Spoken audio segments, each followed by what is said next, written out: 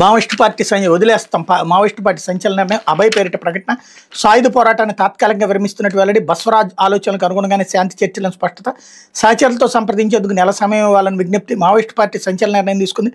ఆయుధాలను వదిలి సాయుధ పోరాటానికి తాత్కాలిక విరమణ పాటించాలని నిర్ణయించినట్టు ప్రకటించింది భారతదేశంలోని పీడిత ప్రజల సమస్యల పరిష్కారం కోసం ప్రజా పోరాటాల్లో పాల్గొంటామని పేర్కొంది ఈ మేరకు పార్టీ అధికార ప్రతినిధి అభయ్ పేరుతో తాజాగా ఒక ప్రకటన విడుదల చేసింది అభయ్ పేరుతో చలామణి అవుతున్న కిషన్జీ సోదరుడు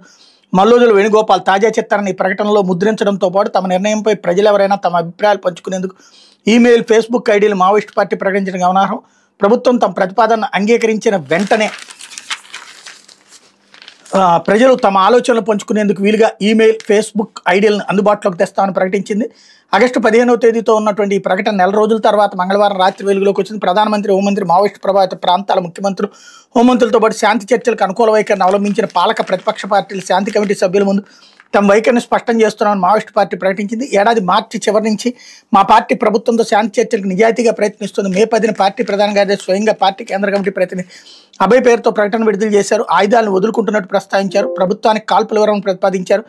అత్యంత కీలకమైన ఈ అంశంపై పార్టీ అత్యున్నత నాయకత్వ సహచరులతో సంప్రదించడానికి నెల సమయం కోరారు కానీ కేంద్రం అనుకూల వైఖరిని వ్యక్తం చేయలేదు బదులుగా 2024 జనవరి నుంచి జరుగుతున్న సైనిక దాడులను తీవ్రతరం చేసింది పర్యవసానంగా మే 21 మాడ్లోని గుండెకోట్ సమీపంలో జరిగిన బేకర్ దాడిలో పార్టీ ప్రధాన కార్యదర్శి బసవరాజుతో పాటు 28 మంది మరణించారు బసవరాజు ఆలోచనలకు అనుగుణంగా శాంతి చర్చలు ముందుకు తీసుకెళ్లాలని మేము నిర్ణయం తీసుకుని పత్రికా ప్రకటన విడుదల చేస్తాం దేశ ప్రధాని ఆయుధాలను విడిచిపెట్టి ప్రధాన స్రవంతిలో చేరాలని నిరంతరం చేసిన అభ్యర్థన దృష్ట్యా మేము ఆయుధాలను వదలాలని నిర్ణయించుకున్నాం ఈ అంశంపై కేంద్ర హోంమంత్రి లేదా ఆయన నియమించిన ప్రతినిధి బృందంతో చర్చలు జరపడానికి మేము సిద్ధం కానీ మారిన అభిప్రాయం గురించి పార్టీకి తెలియజేయాలి ఇది మా బాధ్యత పార్టీకి అంశాన్ని వివరించి శాంతి చర్చల్లో పాల్గొని సహచరులతో ప్రతినిధి బృందాన్ని ఏర్పాటు చేస్తాం దేశవ్యాప్తంగా 5 రాష్ట్రాల్లో పనిచేస్తున్న సహచరులతో జైల్లో ఉన్న వాళ్ళతో సంప్రదించేందుకు మాకు నెల సమయం ఇవ్వండి ఈ విషయమై ప్రభుత్వంతో వీడియో కాల్ ద్వారా మా అభిప్రాయాలు పంచుకోవడానికి మేము సిద్ధం అందువల్ల నెల రోజుల పాటు కాల్పుల విరమణ ప్రకటించి